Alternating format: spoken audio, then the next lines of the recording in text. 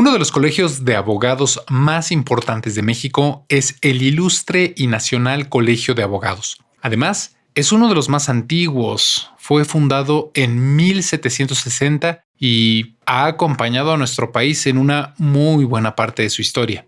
A principios de 2022, fui invitado por su coordinador de cátedras, mi buen amigo Jesús Edmundo Coronado Contreras, a quien le mando un saludo, a impartir la cátedra del Ilustre en la Universidad de Anáhuac. Estas cátedras son un espacio organizado por el Ilustre para debatir sobre las principales inquietudes de los jóvenes abogados y de los estudiantes de Derecho. Y bueno, en esta ocasión, pues no fue la excepción.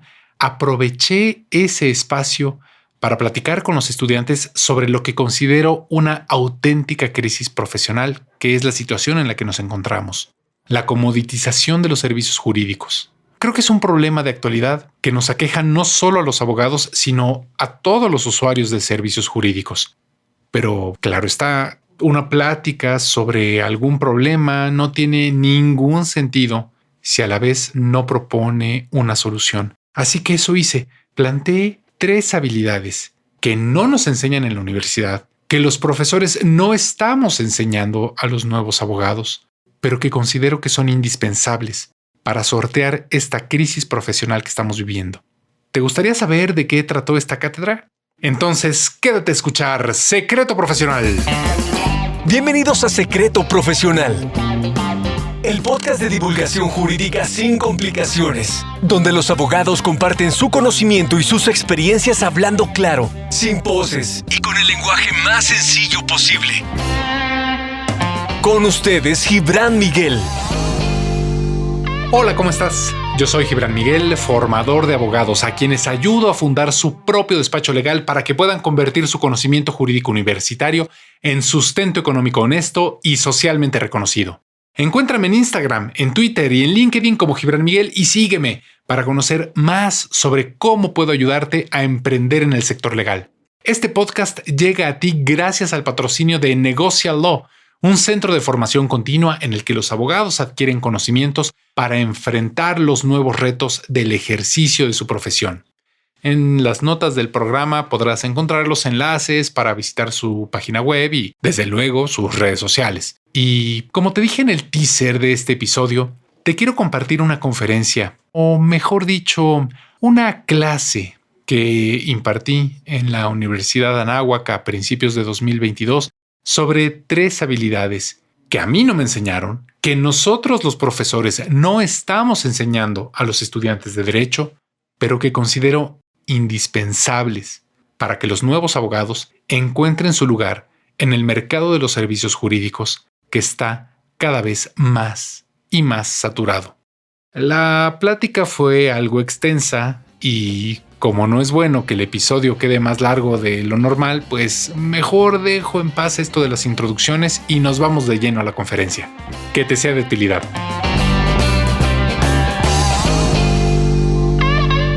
Gracias al INCAM, al Ilustre, pero pues también muchas gracias a todos ustedes, mis queridos estudiantes, ¿no? A los alumnos que me dan la oportunidad de hacer lo que más disfruto en este mundo, pues que es platicar con ustedes, con las nuevas generaciones de abogados. Gracias, de verdad.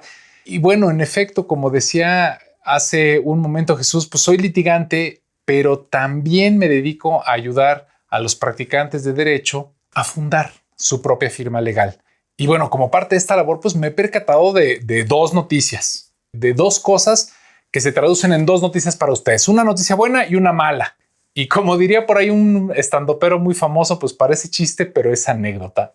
Les tengo 2 noticias, una buena y una mala.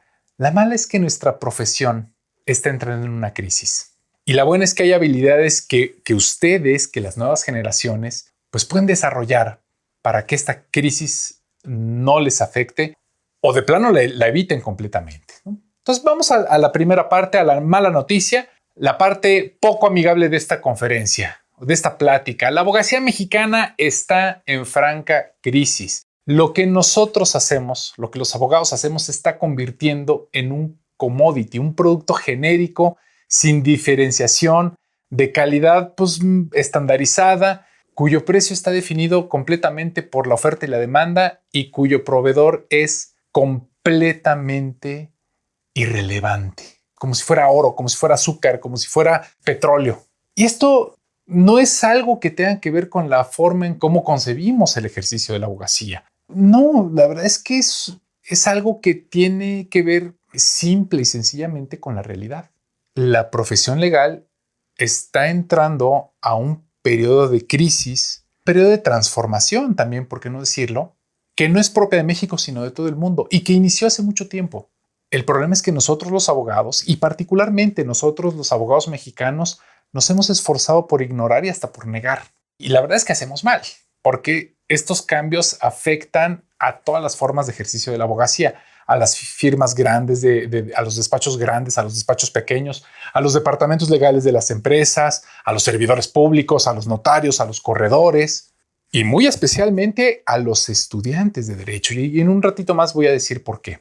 Nuestros servicios jurídicos, nuestro conocimiento que tanto nos ha costado empastar en piel de cerdo, se están comoditizando. Nosotros los abogados estamos dejando de jugar ese papel prominente al que estábamos acostumbrados. Estamos dejando de ser los coestelares de la economía, de la política, de los negocios.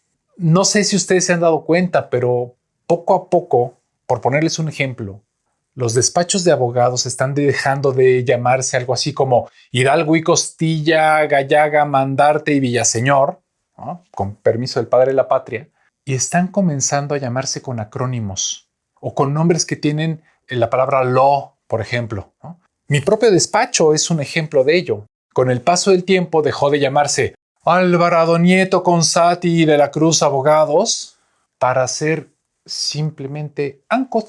¿Por qué está ocurriendo esto? ¿Por qué nuestro servicio y nuestro conocimiento, que tanto trabajo y tanto esfuerzo nos costó y tantos errores nos costó acumular, se está convirtiendo en una mercancía intercambiable? Creo que las razones son muchas. Obviamente no tendría yo tiempo en esta plática de tratar todas, así que me voy a centrar solamente en una muy concreta, que es la cada vez más férrea saturación del mercado. Es una de las grandes ventajas que tenemos de vivir en un país como México, de vivir en un país en vías de desarrollo, es que tenemos una bola de cristal fantástica con la que podemos predecir el futuro. Es una bola de cristal a la que si nosotros nos asomamos, podemos ver lo que nos va a pasar en 5, 10, 15, 20 años. Y es una bola de cristal que se llama Estados Unidos. Lo que pasa allá, en el ámbito que ustedes quieran, seguramente va a ocurrir en México en algunos años. Así que si nosotros volteamos a la Unión Americana, vamos a ver que los abogados estadounidenses ya desde hace algún tiempo se están enfrentando a abogados y a despachos que provienen de la India, particularmente de la India, aunque de otras naciones, pero especialmente de la India, que tienen un inglés perfecto y que overnight redactan una opinión legal, redactan un contrato bien estudiado, ¿no? Bien fundamentado, se los pide el cliente un martes en la mañana y con el cambio de horario y todo, el miércoles en la mañana ya tienen la opinión, ya tienen el contrato en el correo electrónico a la vuelta. ¿Y qué creen? Que pues están compitiendo o están haciendo todo este trabajo con fees con los que es imposible que un despacho en la Quinta Avenida en Nueva York pueda competir. Bueno, pues es muy probable que esto nos comience a ocurrir también en México dentro de poco. Es más, hasta cierto punto ya nos está ocurriendo. Ya nos está ocurriendo porque desde siempre el mercado jurídico mexicano ha tenido que competir con despachos que provienen del mismo Estados Unidos, de Canadá, de España, y que originalmente habían llegado a nuestro país a apostar por el mercado premium de servicios jurídicos, pero que ahora que ya están instalados, ahora que ya están aquí, pues están permeando poco a poco en otros segmentos del mercado que a lo mejor no son tan premium.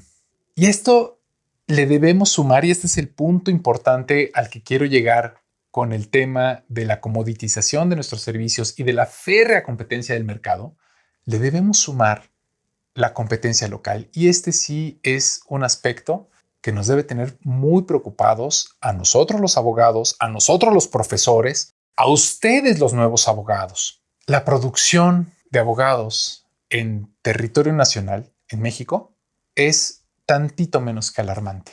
Como ustedes seguramente saben, pues aquí no hay regulación.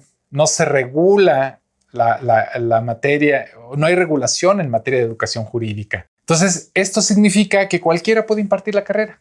Cualquier persona, cualquier institución puede decir, ahora voy a dar derecho, y es relativamente sencillo comenzar a impartir la carrera con el nombre que ustedes quieran.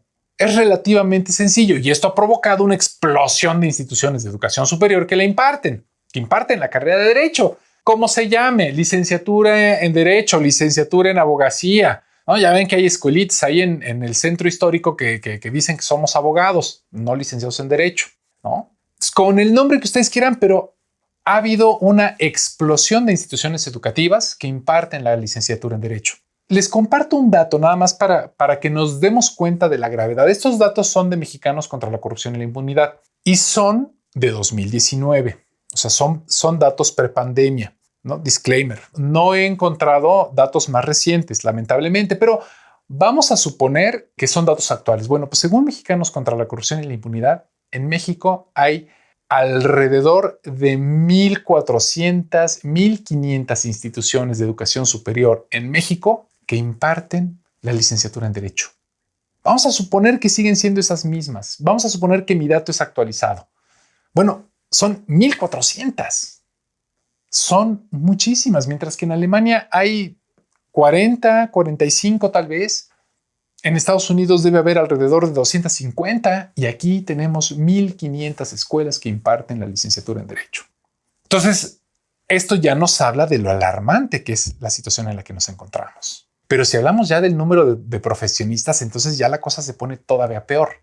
Creo que no hay nadie actualmente que tenga claro exacto el número de profesionistas del derecho que están ejerciendo hoy en este momento en nuestro país.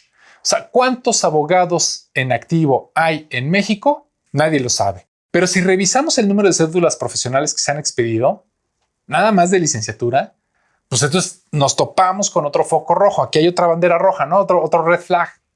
Por ahí de 2010, más o menos, se habían expedido alrededor de 6 millones de cédulas profesionales.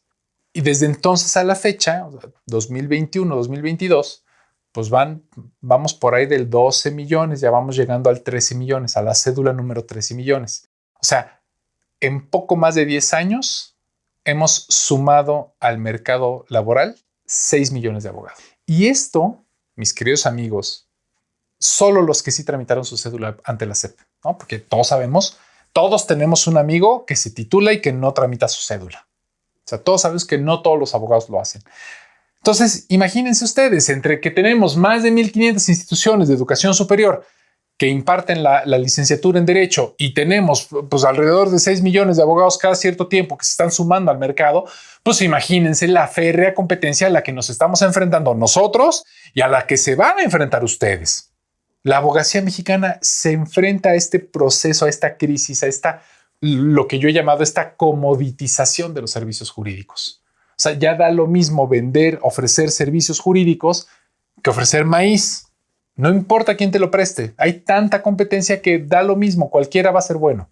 Y entonces el mercado de servicios jurídicos se está centrando cada vez en competir por precios más y más y más bajos.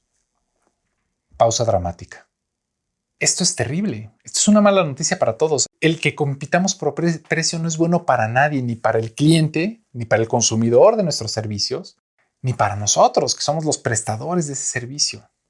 Porque mientras más barato es el servicio, pues menor calidad tiene ese servicio. Yo no sé si ustedes han notado, quienes trabajan en algún despacho de litigio sobre todo, pero afuera de los tribunales siempre hay alguien que ofrece asesoría jurídica gratuita. Y hasta lo agarramos a burla, ¿no? Hasta lo agarramos a burla, sí. Entonces siempre hay alguien que ofrece asesoría jurídica gratuita o asesoría jurídica por 10 pesos. Pero a mí me llamó mucho la atención una vez que me tocó ver a un letrero que decía eso, justamente asesoría jurídica gratuita. O sea, esto significa que el costo de los servicios de esa abogada o de ese abogado fuera de tribunales, es igual a cero. El costo de sus servicios es igual a cero. Entonces, imagínense ustedes lo terrible. Porque esto significa que si alguno de ustedes quiere entrar a competir en esta dinámica de precios, pues va a tener que ofrecer su conocimiento jurídico por menos que eso. O sea, ¿realmente queremos que México, que tan necesitado está de una cultura jurídica sólida, tenga servicios legales que valgan 0 pesos? ¿Realmente lo queremos? El chiste es que lo queramos o no, nos guste o no, somos un commodity. Nuestros servicios, los servicios jurídicos se están convirtiendo en un commodity, pero bueno, hasta aquí llegan las malas noticias. Ahora vamos con el lado amable de esta plática, ¿no? Porque esta es la crisis que estamos enfrentando, pero yo les prometí y como decía Jesús al principio, pues esta plática va a tratar de la crisis y de 3 habilidades que podemos desarrollar para evitarla. Entonces, pues ahora vamos al lado amable, vamos a hablar de estas 3 habilidades que podemos desarrollar todos, pues justamente para que los efectos de esta crisis no nos peguen a cada uno de nosotros en lo individual. Y en mi experiencia como formador de abogados, ayudando a las nuevas generaciones a fundar su propio despacho legal, he identificado varias competencias o habilidades blandas, varias soft skills que pueden ser de mucha ayuda para salir de esta crisis de la abogacía de la que les hablo. Y ojo, disclaimer también aquí, otro disclaimer. He dicho habilidades blandas que pueden ser de mucha ayuda, no que sean una panacea, simplemente que nos pueden ayudar mucho. ¿Ok? Entonces, con esa idea en mente, o sea, son habilidades que nos pueden ayudar, pero que no necesariamente van a ser las únicas indispensables para que no tengamos que competir por precios. No, simplemente es una ayuda, ¿no? Así que, pues vamos a ellas, pero a ver, pero incluso antes, y solo para quien no lo tenga 100% claro, déjenme definir lo que yo entiendo por una habilidad blanda. Pues como todos ustedes saben, mis queridos amigos, pues hay dos tipos de habilidades que son igualmente importantes entre sí. Y se habla mucho de ellas, así que solamente las voy a mencionar muy brevemente, ¿no? Por un lado tenemos las hard skills, ¿no? Las habilidades duras o capacidades propiamente técnicas que son necesarias pues, para realizar un trabajo. En el caso nuestro como abogados, pues son el conocimiento de la legislación, el empleo de programas de cómputo, capacidad de análisis, tener una buena redacción, ¿no? O sea, son las habilidades que uno adquiere específicamente en la universidad. Lo que nosotros los profesores universitarios les enseñamos a ustedes en el salón de clases.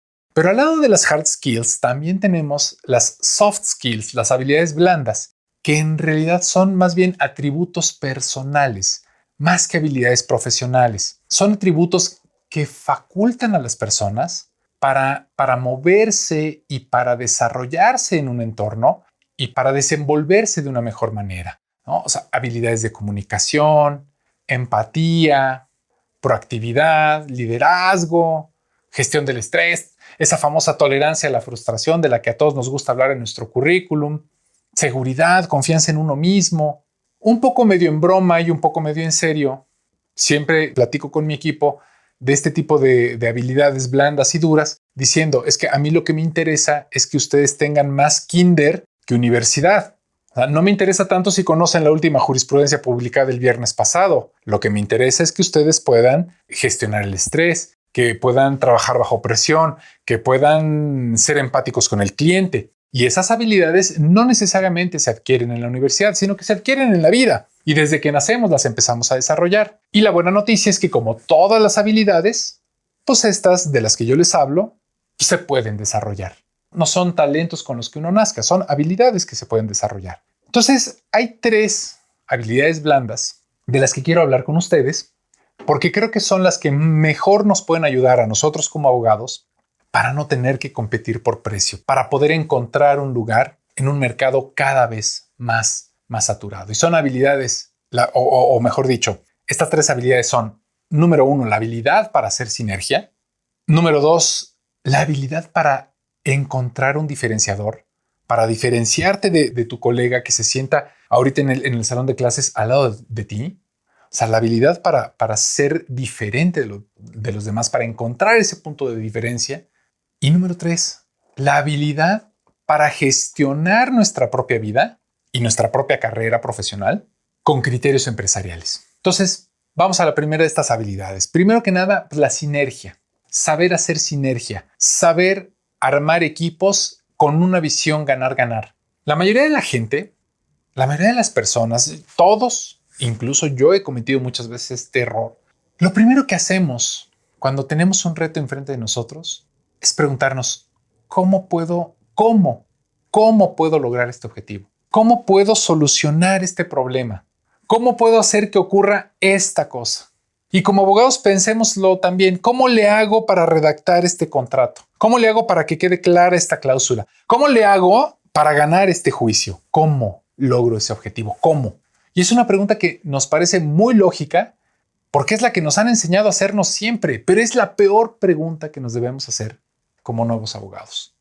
O sea, nos la han enseñado porque nos han enseñado desde pequeños, desde que íbamos al kinder, que lo que debemos preguntarnos es ¿cómo le hago? Nos enseñan desde pequeños que tenemos que hacer todo nosotros mismos y que recibir la ayuda de otros es como hacer trampa. Y hasta entre nosotros los abogados hay un chiste muy común. Contamos en forma despectiva, que dice algo así como hay abogados que no saben hacer las cosas, pero tienen el teléfono del que sí sabe hacer las cosas, como si eso fuera malo o como si eso fuera algo falto de ética profesional. Y déjenme decirles una cosa, no lo es. No es ni malo ni falto de ética, al contrario, es una habilidad blanda que es importante que desarrollemos si queremos realmente alcanzar los objetivos que nos hayamos planteado, los que sean. ¿Qué pasa? ¿Qué pasa si en lugar de hacernos la pregunta de ¿cómo puedo lograr esto o cómo puedo lograr aquello? ¿Cómo puedo alcanzar este objetivo? Mejor nos preguntamos, ¿quién? No cómo, ¿quién? ¿Quién me puede ayudar a conseguir esto o aquello o a lograr este objetivo? A llegar a esta meta. ¿Qué pasa si en lugar de cómo nos preguntamos quién? Bueno, pues yo ya tengo una respuesta. Lo que va a pasar si nos preguntamos quién en lugar de cómo, pues es que todos vamos a salir ganando. Tú, quien te ayudó, el usuario de nuestros servicios jurídicos. Así de simple. ¿Por qué? Porque los abogados somos líderes. Los abogados estamos llamados a ser líderes. Ustedes están recibiendo una educación universitaria muy similar a la que yo recibí en su momento.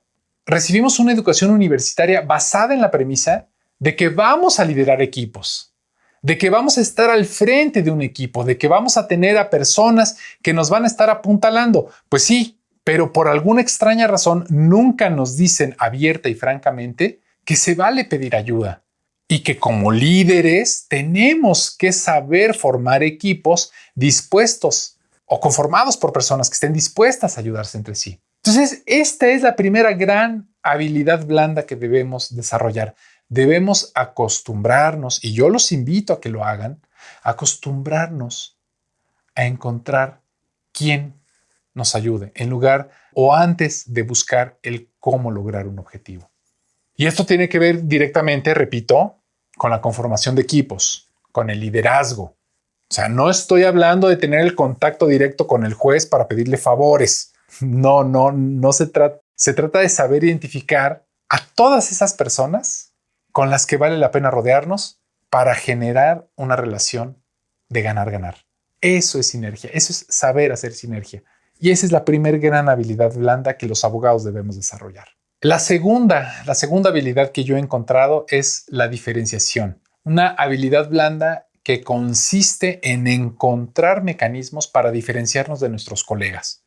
O sea, quienes estamos aquí en esta plática, nos hemos formado y nos hemos conducido bajo el paradigma del abogado artesano, que se basa en la experiencia profesional del profesante, cuyo solo nombre, unido a la publicidad boca a boca, bastaba para promocionar sus servicios jurídicos. O sea, el abogado artesano es ese cuyo nombre respalda la calidad de su servicio. Por eso los despachos de antes, me atrevo ya a llamarlos así, los despachos de antes se llamaban así: Hidalgo y Costilla, Gallaga, Mondarte y Villaseñor, sociedad civil, porque lo que importaba era el nombre, y ese nombre iba unido a una publicidad boca a boca, y eso bastaba para que llegaran los clientes solitos a tocar la puerta. Pero ese modelo ya se agotó. Con 1,500 universidades impartiendo la carrera de Derecho, con 6 millones de nuevos abogados que se están sumando al mercado, pues necesitamos más bien ser abogados que concibamos a nuestra práctica con un factor diferenciador. O sea, entender que nosotros los abogados, como cualquier otra empresa, estamos llamados a ofrecer un servicio único y de valor que los demás necesitan y a un precio que están dispuestos a pagar. Esto de ofrecer algo único y de valor es algo que hace toda empresa, grande, pequeña, multinacional, de producción local, de productos o de servicios, de precios altos, de precios baratos, nuevas, ¿no?, de reciente creación o antiguas. Es una concepción, un paradigma que constituye el núcleo de todo negocio, incluyendo la abogacía. Crear y ofrecer un servicio único y de valor. Y enfatizo, único y de valor. ¿Qué vamos a ofrecerle a nuestros clientes que nadie más le ofrezca? Sí, indudablemente ofrecemos justicia, ofrecemos ser coadyuvantes de la justicia, ofrecemos redactar un contrato, sí, pero es importante que entendamos que hay muchas maneras de que esa justicia a la que nosotros queremos ser coadyuvantes prevalezca. Tantas áreas de ejercicio como se puedan ustedes imaginar. Se pueden defender los derechos y las libertades de las personas siendo postulante o árbitro o notario o profesor. Y aquí es donde debemos centrarnos entonces. Aquí es donde podemos encontrar la unicidad de lo que ofrecemos. Ofrecer algo único y de valor implica diferenciarnos de los demás abogados a través de la especialización. Yo los invito a todos ustedes a que busquen siempre especializarse. Especializarse no solo en una rama jurídica, especializarse no solo en amparo, no solo en competencia económica, no solo en transparencia y protección de datos personales, sino especializarse también en un tipo de cliente, en un tipo de industria, en una solución en específico. ¿Qué es lo mejor para la abogacía de México? Contar con muchos abogados generalistas o con muchos abogados, pero cada uno de ellos especializados en determinados servicios, en determinadas industrias, en determinadas materias, en determinados tipos de clientes. Yo la verdad es que estoy plenamente convencido de que la abogacía siempre se va a enriquecer, siempre va a ser una mejor profesión, un mejor colegio, si desde dentro mismo, desde la misma abogacía, nosotros los profesores fomentamos la especialización. Porque eso es lo que nos va a ayudar a ver a nuestros colegas, que ahorita está sentado junto a ustedes, bueno, que solía sentarse junto a ustedes en el salón de clases antes de la pandemia, pues lo vamos a ver, nos vamos a diferenciar de esa persona y más adelante, pues en lugar de ser una competencia, va a ser un aliado, va a ser un referenciador. Oye, yo estoy especializado en amparos contra o para la protección del derecho a la identidad en contra del registro civil de Oaxaca, que le encanta estar desapareciendo gente. Ah, bueno, pues tienes un grado de especialización que te va a permitir ver a tus colegas no como competidores, sino como aliados. Entonces, aquí tenemos que enseñar también nosotros los profesores a las nuevas generaciones a diferenciarse de los demás, a diferenciarse de los demás abogados, pero a diferenciarse con valor, de manera que eso único que ofrezcan sea en beneficio de la sociedad. Además, pues un abogado especializado siempre va a tener más posibilidades de salir airoso, ¿no? de sortear bien pues, los embates de esta crisis de comoditización de la que les he hablado. Entonces, yo les invito también, yo los quiero invitar a que nos desembaracemos de los efectos o que nos desembaracemos de este paradigma del abogado artesano, de este abogado Hidalgo y Costilla, Mondarte y Villaseñor asociados, sociedad civil, ¿no? Al abogado artesano, a este Hidalgo y Costilla asociados, les bastaban nada más dos cosas para tener una presencia efectiva, ¿no? Como decía hace rato, el nombre y la publicidad boca a boca. Pues sí, cuando el mercado de servicios jurídicos no estaba tan saturado, pues el nombre y la reputación eran pues las únicas herramientas necesarias de marketing, ¿no? Eran suficientes para identificar de entre los pocos competidores quién era un buen abogado, quién no era tan buen abogado, quién había ganado tal o cual caso, quién era profesor universitario, quién era autor de libros, quién era conferencista, quién daba entrevistas, quién publicaba artículos en las revistas. Pero en la actualidad, pues ya ese nombre, esa reputación se están perdiendo o ya se terminaron de perder en el océano rojo de la competencia. Ya hay tantas opciones que si yo les digo que fundé el despacho Alvarado Nieto con Sati de la Cruz, pues ya no dice absolutamente nada. 6 millones de nuevas cédulas profesionales en 10 años. Nos están diciendo que ya nos podemos ir olvidando de nuestra placa de hierro con nuestro apellido ahí, o nuestra placa de bronce, ¿no? Y con nuestro apellido a la entrada de la oficina. Y lo mismo pasa con la publicidad boca a boca, ¿no? El mercado es cada vez más grande, pero a la vez está cada vez más saturado. Y pues si un abogado se queda con el boca a boca, pues se va a ir quedando con una rebanada de pastel, pues cada vez más delgada, porque pues es un pastel por el que más competidores se están peleando constantemente. O sea, cualquier cliente nos puede recomendar con otro posible cliente, pero ese prospecto, ese otro posible cliente, pues ya tiene en su escritorio 5 o 10 recomendaciones más, incluyendo la de su sobrinito, que pues está chavo, pero que le echa muchas ganas y que, ¿no? Y que cobra barato. Entonces, nosotros los nuevos abogados, o mejor dicho, nosotros los formadores de abogados y ustedes los nuevos abogados, tenemos el deber de salir a buscar clientes. Y esto implica una actividad que nos pega un poquito aquí en el ego, que nos hace escandalizarnos porque consideramos que atenta contra la dignidad de la profesión, pero la verdad no lo es así. El abogado tiene que saber promocionarse, o sea, tiene que saber anunciarle al mundo qué es eso único que ofrece, qué es ese servicio único y de valor que nadie más ofrece por el que es digno contratarte. Y pues lo tenemos que hacer, lo tenemos que saber hacer con ética, con responsabilidad social y con dignidad. Y número 3, la tercera gran habilidad, la tercera soft skill que tenemos que desarrollar es la posibilidad de gestionarnos con criterios empresariales. Y esto lo señalo como una habilidad suave, como una habilidad blanda, porque implica diferenciar entre 3 actividades que están presentes siempre en nuestra vida como profesionistas, que seguramente nunca nadie se las ha puesto en la mesa para diferenciarlas, para darnos cuenta que son 3 cosas distintas. Y esto es un error porque cada que alguien decide dedicarse a la abogacía está actuando como 3 personas distintas en una, está asumiendo 3 roles distintos al mismo tiempo. Entonces tenemos que saber distinguir esos 3 roles al mismo que estamos desempeñando. Primero, somos líderes.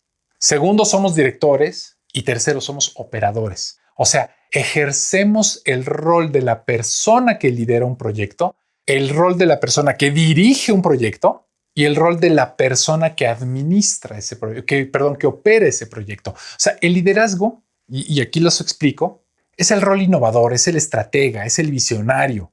El que lidera o la que lidera, pues es esa persona que determina a dónde debe dirigir nuestra vida. O sea, cuando tú te fijas una meta, cuando tú decides a dónde quieres llegar con tu carrera, cuando tú decides por qué estudias una materia optativa y no otra, estás actuando como líder de tu propia vida, estás actuando como líder de tu propio proyecto personal.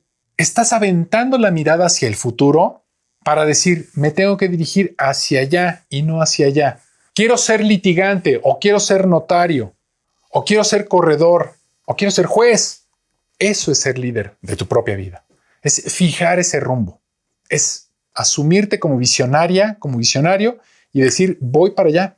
Cosa completamente distinta a cuando diriges tu propio proyecto de vida. Porque el director no va a fijar la meta, sino que el director va a determinar cuál es el camino que hay que seguir para llegar a esa meta que el líder ya fijó, que la lideresa ya fijó. O sea, el rol del director es el que busca el crecimiento ordenado, el que busca el camino predecible. O sea, una vez que el líder ya definió el rumbo, pues entonces el director define los pasos a seguir que hay que dar, los pasos que hay que dar para llegar ahí. Pues me voy a inscribir a la Anáhuac, voy a estudiar la carrera en la Anáhuac. O no, o a lo mejor voy a estudiar en la Ibero o en la Libre, pues aunque sea. Entonces, cuando tú vas planteándote esas decisiones, ya son en función de la meta que ya te fijaste. Pero vean ustedes cómo son 2 actividades completamente distintas. Se pudieran parecer, pero no son las mismas. Y cuando no las tenemos claras es cuando no tomamos las decisiones correctas. Por eso tenemos que tener muy claro, una cosa es ser líder y otra cosa es ser director de nuestro propio proyecto de vida. Y el tercer rol de estos, ¿no?, es el rol operativo, el rol técnico, el que hace, el que ejecuta tareas, el que se encarga directamente de trabajar, de ponerse a redactar el contrato, de ponerse a redactar la demanda, de ponerse a contar ahí en el calendario los términos judiciales, el que se pone a revisar las actas de asamblea, el que se pone a revisar las últimas reformas al Código Civil. el que revisa el semanario judicial de la Federación todos los viernes porque ya se publicaron las jurisprudencias de esa semana. Ese es el operativo, el que hunde las narices en el expediente. ¿Cuál de esas es la más importante? Pues ninguna es más importante. Ninguno de estos tres roles es más importante que el otro, al contrario. Cada uno de nosotros como abogados pues necesitamos ser líderes de nuestra propia vida y mirar al futuro, ser directivos de nuestra propia vida para imponernos disciplina y llegar hacia donde queremos ir, y ser operativos para ponernos a estudiar. He dicho ya en otros foros y se los digo también a ustedes, no es que nuestro país necesite más abogados. México no necesita más abogados. México necesita abogados que sepan convertir su conocimiento jurídico en sustento económico honesto, en sustento económico ético y útil para la sociedad. Por eso tenemos que formarnos como abogados empresarios, abogados que sepamos administración, que sepamos finanzas, contabilidad, marketing, ventas, gestión de recursos humanos. Tenemos que formarnos como abogados empresarios, como abogados emprendedores, dispuestos a crear fuentes de ingresos, fuentes de riqueza, a generar empleos, a participar activamente en las industrias y en las actividades económicas de las que pues hoy solamente somos un apoyo, un coadyuvante. Tenemos que formarnos como verdaderos abogados empresarios y no solo como abogados que se conformen con la constante y perpetua voluntad de recibir un cheque quincenal. Bien, pues esto ha sido todo por hoy. Muchas gracias a nuestro patrocinador, Negocia Law, este centro de formación continua en el que los abogados pueden aprender cómo transformar su conocimiento jurídico universitario en sustento económico honesto y socialmente reconocido. Y gracias también a ti por tus descargas, por tu suscripción, por escucharme en Spotify, Apple Podcast, Google Podcast, iVoox, Stitcher, YouTube, TuneIn, Libsyn, Amazon Music, en todos lados. Y recuerda que también puedes escuchar cada episodio en mi blog personal, gibranmiguel.com/secreto profesional. Encuéntrame en Twitter, en Instagram y en LinkedIn como Gibran Miguel y sígueme para saber cómo puedo ayudarte a emprender en el sector legal. Y si consideras que este capítulo puede servir a alguien que conozcas, compártelo.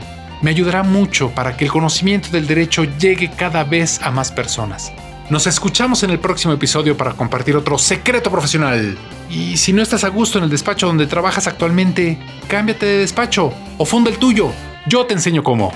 Hasta entonces.